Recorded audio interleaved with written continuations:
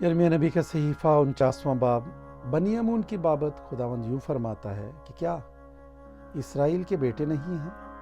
क्या उसका कोई वारिस नहीं? फिर मिल्कोम ने क्यों जद पर कब्जा कर लिया और उसके लोग उसके शहरों में क्यों बसते हैं? इसलिए देख, वो दिन आते हैं, खुदावंद फरमाता है कि मैं बनी अमून के रब्बा में लड़ाई का हुल्लड़ बर्पा करूँगा और वो खंडर हो जाएगा और उसकी बेटियां आग से जलाई जाएंगी। तब इसराइल उनका जो उसके वारिस बन बैठे थे वारिस होगा। खुदावंद फरमाता है, ए हसबून वावेला करके आई बर्बाद की गई। ए रब्बा की बेटियों चिल्लाओ और टाट ओढ़ कर मातम करो और ए हाथों में इधर उधर दौड़ो, क्योंकि मिल्कूम असीरी में जाएगा और उसके काहिन और उमरा भी साथ जाएंगे। तो क्यों वादियों पर फख्र करती है? तेरी वादी सैराब है। ऐ बरगश्ता बेटी, तू अपनी खजानों पर तकिया करती है कि कौन मुझ तक आ सकता है। देख, खुदावंद रब्बुल अफ़वाज फरमाता है, मैं तेरे सब इर्द गिर्द वालों का खौफ तुझ पर गालिब करूंगा और तुम में से हर एक आगे हाँका जाएगा और कोई ना होगा जो आवारा फिरने वालों को जमा करे। मगर उसके बाद मैं बनी अमून को असीरी से वापस लाऊंगा। खुदावंद फरमाता है अदूम की बाबत, रब्बुल अफ़वाज यूँ फरमाता है कि क्या तिमान में खिरद मुतलिक ना रही? क्या आकिलों की मसलहत जाती रही? क्या उनकी अक्ल उड़ गई? ए ददान के बाशिंदों, भागो, लौटो और नशेबों में जा बसो, क्योंकि मैं इंतकाम के वक्त उस पर ईसो किसी मुसीबत लाऊंगा। अगर अंगूर तोड़ने वाले तेरे पास आए तो क्या कुछ दाने बाकी ना छोड़ेंगे? या अगर रात को चोर आए तो क्या वो हस्बे ख्वाहिश ही ना तोड़ेंगे? पर मैं यीशु को बिल्कुल नंगा करूंगा, उसके पोशीदा मकानों को बेपर्दा कर दूंगा कि वो छिप ना सके। उसकी नस्ल और उसके भाई और उसके पड़ोसी सब नेस किए जाएंगे और वो ना रहेगा। तू अपने यतीम फर्जंदों को छोड़, मैं उनको जिंदा रखूंगा और तेरी बेवाएं मुझ पर तवक्कुल करें, क्योंकि खुदावंद यूँ फरमाता है कि देख, जो सजावार ना थे कि प्याला पिए उन्होंने खूब पिया। क्या तू बेसजा छूट जाएगा? तू बेसजा ना छूटेगा, बल्कि यकीनन उसमें से पिएगा, क्योंकि मैंने अपनी ज़ात की कसम खाई है। खुदावंद फरमाता है कि बुसरा जाए हैरत और मलामत और वीरानी और लानत होगी और उसके सब शहर अब्दुल आबाद वीरान रहेंगे। मैंने खुदावंद से एक खबर सुनी है, बल्कि एक एलिची ये कहने को कौमों के दरमियान भेजा गया है कि जमा हो और उस पर जा पड़ो और लड़ाई के लिए उठो, क्योंकि देख, मैंने तुझे कौमों के दरमियान हकीर और आदमियों के दरमियान जलील किया। तेरी हैबत और तेरे दिल के गुरूर ने तुझे फरेब दिया है। ऐ तू जो चट्टानों के शिगाफों में रहती है और पहाड़ों की चोटियों पर काबिज है, अगरचे तू उकाब की तरह अपना आशियाना बुलंदी पर बनाए तो भी मैं वहां से तुझे नीचे उतारूंगा। खुदावंद फरमाता है। और अदूम भी जाए हैरत होगा, हर एक जो उधर से गुजरेगा हैरान होगा और उसकी सब आफतों के सबब से सुस्कारेगा।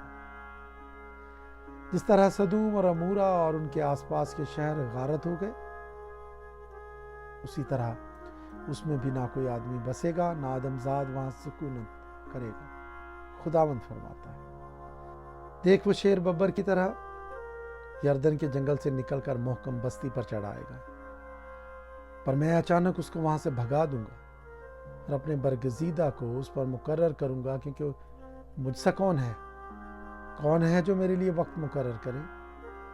और वो चरवाहा कौन है जो मेरे मुकाबिल खड़ा हो सके? बस खुदावंद की मसलहत को जो उसने अदूम के खिलाफ ठहराई है और उसके इरादा को जो उसने तीमान के बाशिंदों के खिलाफ किया है, सुनो।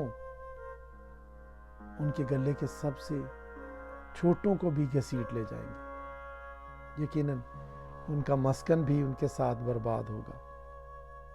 उनके गिरने की आवाज से जमीन कांप जाएगी।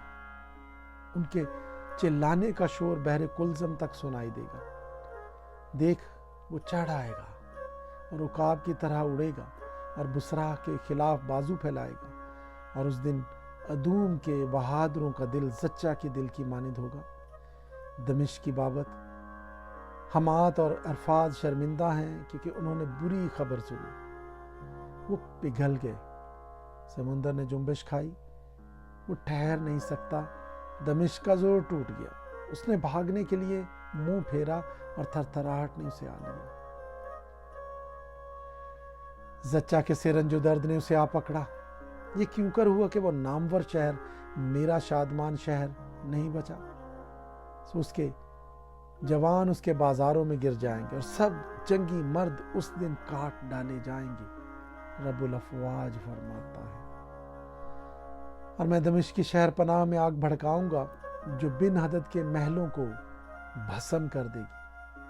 केदार की बाबत और हसूर की सल्तनतों की बाबत जिनको शाह बाबल नबूकत रज़र ने शिकस्त दी।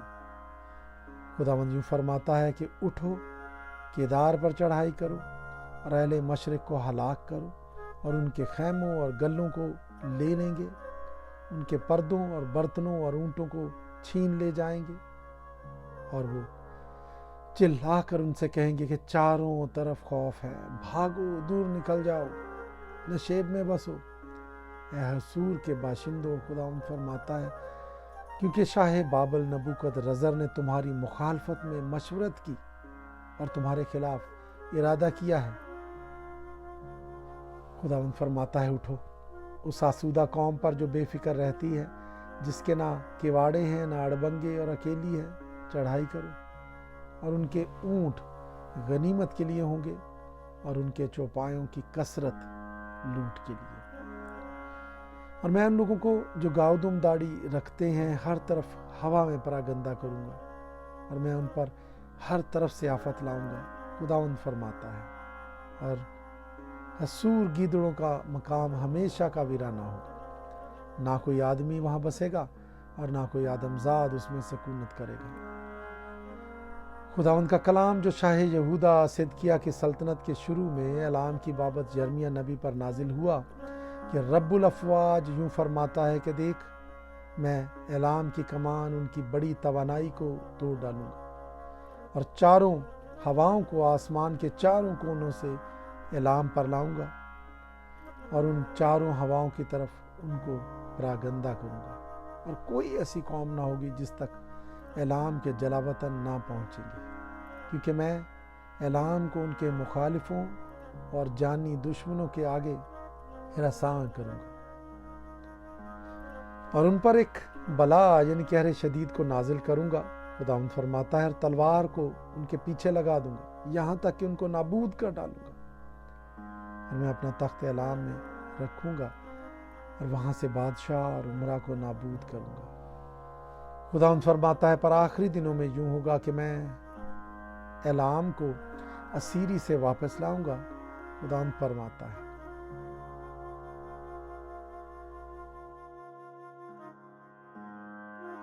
यिर्मयाह नबी का सहीफा 50वां बाब। वो कलाम जो खुदावंद ने बाबल और कसदियों के मुल्क की बाबत यिर्मयाह नबी की मार्फत फरमाया, कौमों में ऐलान करो और इश्तिहार दो और झंडा खड़ा करो, मुनादी करो, पोशीदा न रखो, कह दो कि बाबल ले लिया गया, बैल रुसवा हुआ, मरदूक सरासीमा हो गया, उसके बुत खजिल हुए, उसकी मूर्तें तोड़ी गईं, क्योंकि शिमाल से एक कौम उस पर चढ़ी चली आती है जो उसकी सरजमीन को उजाड़ देगी, यहाँ तक कि उसमें कोई ना रहेगा। वो भाग निकले, वो चल दिए, क्या इंसान क्या हैवान। खुदावंद फरमाता है, उन दिनों में बल्कि उसी वक्त बनी इसराइल आएंगे, वो और बनी यहूदा इकट्ठे रोते हुए चलेंगे और खुदावंद अपने खुदा के तालिब होंगे। वो सय्यून की तरफ मुतवज्जे होकर उसकी राह पूछेंगे कि आओ हम खुदावंद से मिलकर उससे अबदी अहद करें जो कभी फरामोश ना हो। मेरे लोग भटकी हुई भेड़ों की मानिंद हैं, उनके चरवाहों ने उनको गुमराह कर दिया, उन्होंने उनको पहाड़ों पर ले जाकर छोड़ दिया। वो पहाड़ों से टीलों पर गए और अपने आराम का मकान भूल गए हैं।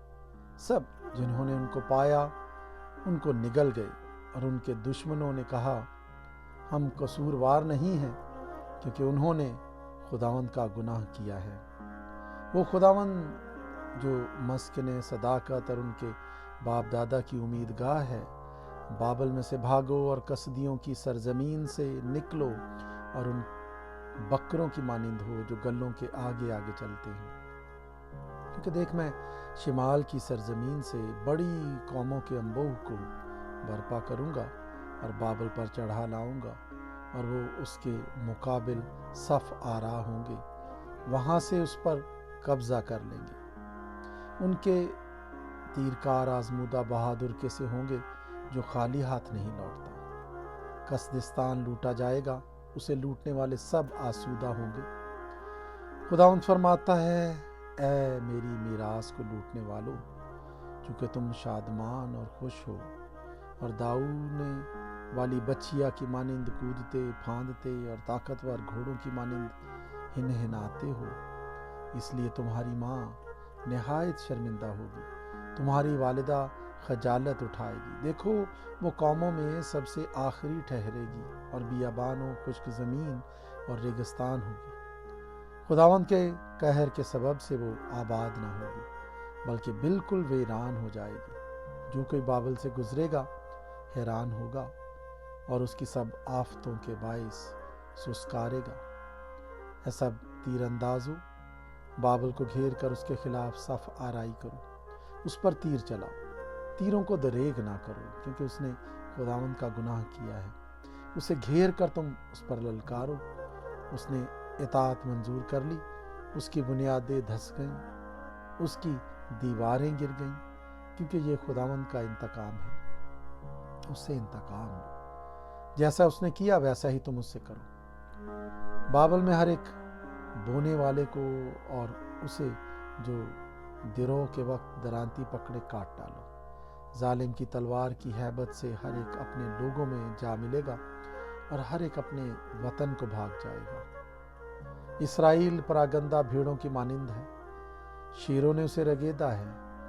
पहले शाह असूर ने उसे खा लिया और फिर ये शाह बाबल नबूकदरज़र उसकी हड्डियों तक चबा गया। इसलिए रब्बुल अफ़वाज इसराइल का खुदा यूं फरमाता है कि देख, मैं शाह बाबल और उसके मुल्क को सज़ा दूंगा जिस तरह मैंने शाह असूर को सज़ा दी है, लेकिन मैं इसराइल को फिर उसके मस्कन में लाऊंगा और वो करमिल और बसन में चरेगा और उसकी जान कोहे इफ्राइम और जिलाद पर आसूदा होगी। खुदावंद फरमाता है, उन दिनों में और उसी वक्त इसराइल की बदकरदारी ढूंढे न मिलेगी और यहूदा के गुनाहों का पता न मिलेगा, क्योंकि जिनको मैं बाकी रखूंगा उनको माफ़ करूंगा।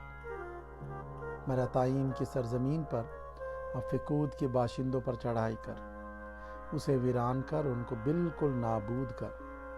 खुदावंद फरमाता है, और जो कुछ मैंने तुझे फरमाया है उस सब के मुताबिक अमल कर। मुल्क में लड़ाई और बड़ी हलाकत की आवाज़ है। तमाम दुनिया का हिथौड़ा क्यों कर काटा और तोड़ा गया। बाबल कौमों के दरमियान कैसा जाए हैरत हुआ। मैंने तेरे लिए फंदा लगाया और ऐ बाबल, तू पकड़ा गया और तुझे खबर न थी। तेरा पता मिला और तू गिरफ्तार हो गया, क्योंकि तूने खुदावंद से लड़ाई की है। खुदावंद ने अपना सिलाह खाना खोला और अपने कहर के हथियारों को निकाला है, क्योंकि कसदियों की सरजमीन में खुदावंद रब्बुल अफ़वाज को कुछ करना है। सिरे से शुरू करके उस पर चढ़ो और उसके अंबार खानों को खोलो, उसको खंडर कर डालो और उसको नेस्त करो। उसकी कोई चीज़ बाकी न छोड़ो। उसके सब बैलों को ज़िबा करो, उनको मसलख में जाने दो। उन पर अफसोस कि उनका दिन आ गया, उनकी सज़ा का वक्त आ पहुंचा। सरजमीन बाबल से फिरारियों की आवाज़, वो भागते और सयून में खुदावंद हमारे खुदा के इंतकाम यानी उसकी हैकल के इंतकाम का ऐलान करते हैं। तीर अंदाजों को बुलाकर इकट्ठा करो कि बाबल पर जाएं। सब कमानदारों को हर तरफ से उसके मुकाबिल खैमाजन करो, वहां से कोई बच ना निकले। उसके काम के मुआफिक उसको बदला दो। सब कुछ جو اس نے کیا اس سے کرو، کیونکہ اس نے خداوند اسرائیل کے قدوس کے حضور بہت تکبر کیا، اس لیے اس کے جوان بازاروں میں گر جائیں گے اور سب جنگی مرد اس دن کاٹ ڈالے جائیں گے۔ خداوند فرماتا ہے، اے مغرور، دیکھ میں تیرا مخالف ہوں۔ خداوند رب الافواج فرماتا ہے، کیونکہ تیرا وقت آ پہنچا، ہاں وہ وقت جب میں تجھے سزا دوں، اور وہ گھمنڈی ٹھوکر کھائے گا، وہ گرے گا اور کوئی اسے نہ اٹھائے گا، اور میں اس کے شہروں میں آگ بھڑکاؤں گا اور وہ اس کی تمام نواحی کو بھسم کر دے گی۔ رب الافواج یوں فرماتا ہے کہ بنی اسرائیل اور بنی یہودا دونوں مظلوم ہیں، اور ان کو اسیر کرنے والے ان کو قید میں رکھتے ہیں اور چھوڑنے سے انکار کرتے ہیں۔ ان کا چھڑانے والا زوراور ہے، رب الافواج اس کا نام ہے، وہ ان کی پوری حمایت کرے گا تاکہ زمین کو راحت بخشے اور بابل کے باشندوں کو پریشان کرے۔ خداوند فرماتا ہے کہ تلوار کسدیوں پر اور بابل کے باشندوں پر اور اس کے عمراء اور حکماں پر ہے، لافزنوں پر تلوار ہے، وہ بے وقوف ہو جائیں گے۔ اس کے بہادروں پر تلوار ہے، وہ ڈر جائیں گے۔ اس کے گھوڑوں اور رتھوں اور سب ملے جلے لوگوں پر جو اس میں ہیں تلوار ہے، وہ عورتوں کی مانند ہوں گے۔ اس کے خزانوں پر تلوار ہے، وہ لوٹے جائیں گے۔ اس کی نہروں پر خشک سالی ہے، وہ سوکھ جائیں گے، کیونکہ وہ تراشی ہوئی مورتوں کی مملکت ہے اور وہ بتوں پر شیفتہ ہیں، اس لیے دشتی درندے گیدڑوں کے ساتھ وہاں بسیں گے اور شتر مرغ اس میں بسیرا کریں گے، اور وہ پھر ابد تک آباد نہ ہوں گے۔ پشت در پشت کوئی اس میں سکونت نہ کرے گا۔ جس طرح خدا نے سدوم اور عمورہ اور ان کے آس پاس کے شہروں کو الٹ دیا، خداوند فرماتا ہے اسی طرح کوئی آدمی وہاں نہ بسے گا، نہ آدمزاد اس میں رہے گا۔ دیکھ، شمالی ملک سے ایک گروہ آتی ہے اور انتہائی زمین سے ایک بڑی قوم، اور بہت سے بادشاہ برانگیختہ کیے جائیں گے۔ وہ تیر انداز و نیزہ باز ہیں، وہ سنگ دل و بے رحم ہیں، ان کے نعروں کی صدا سمندر کی سی ہے۔ وہ گھوڑوں پر سوار ہیں، اے دختر بابل، وہ جنگی مردوں کی مانند تیرے مقابل صف آرائی کرتے ہیں۔ شاہ بابل نے ان کی شہرت سنی ہے، اس کے ہاتھ ڈھیلے ہو گئے، وہ زچہ کی مانند مصیبت اور درد میں گرفتار ہے۔ دیکھ، وہ شیر ببر کی طرح یردن کے جنگل سے نکل کر محکم بستی پر چڑھائے گا، پر میں اچانک اس کو وہاں سے بھگا دوں گا اور اپنے برگزیدہ کو اس پر مقرر کروں گا، کیونکہ مجھ سا کون ہے جو میرے لیے وقت مقرر کرے، اور وہ چرواہا کون ہے جو میرے مقابل کھڑا ہو سکے۔ پس خداوند کی مصلحت کو جو اس نے بابل کے خلاف ٹھہرائی ہے، اور اس کے ارادہ کو جو اس نے کسدیوں کی سرزمین کے خلاف کیا ہے، سنو۔ یقیناً ان کے گلے کے سب سے چھوٹوں کو بھی گھسیٹ لے جائیں گے، یقیناً ان کا مسکن بھی ان کے ساتھ برباد ہوگا۔ بابل کی شکست کے شور سے زمین کانپتی ہے، اور فریاد کو قوموں نے سنا ہے۔